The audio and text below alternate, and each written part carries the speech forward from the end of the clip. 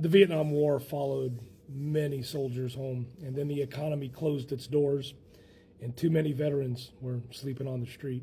Hi, I'm Matt Haskell. I'm a high school history teacher, and we're going through Billy Joel's "We Didn't Start the Fire" line by line, lyric by lyric, and now we're up to homeless vets. When Billy Joel sings homeless vets, he's pointing to a painful headline of the late 70s and early 80s, maybe even more throughout the 80s, but large numbers of veterans, especially those from the Vietnam era, showed up in shelters and on sidewalks just as cities were facing recession. We were having plants closing across the country, and then the shrinking of affordable housing. And there were several forces here that converged. Many veterans carried unaddressed trauma and injuries, while the language and the treatments for PTSD were only starting to spread in the clinics.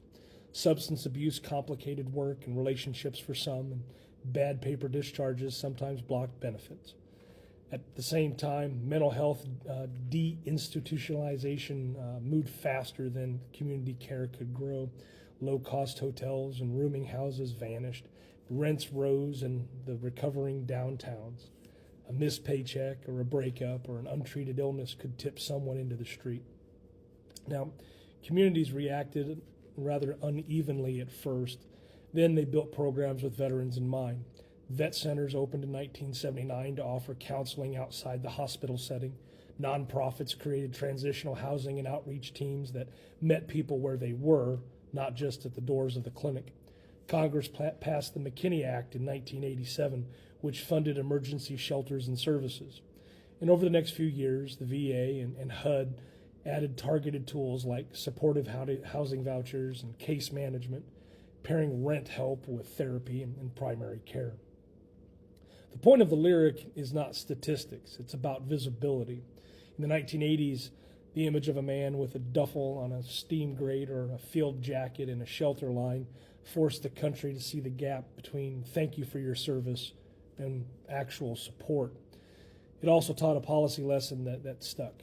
Housing works best when it comes with health care, counseling, and income help. When we tie it back to the song, the two words "homeless vets" condenses the scars of war, low-cost apartments, new outreach, and a public finally looking its veterans in the eye. The reason why it matters, well, this line explains how health and housing and income all intersect. It also shows that targeted program can reduce veteran homelessness when they combine housing first, treatment access, and then, importantly, steady follow-up. If this was of interest to you in this episode, hopefully that your eyes are opened. If not, if you're aware of any services that can help, please don't hesitate to share. And I've enjoyed making these last couple episodes, even though the subjects can be rather dark, but the light does need to shine upon them.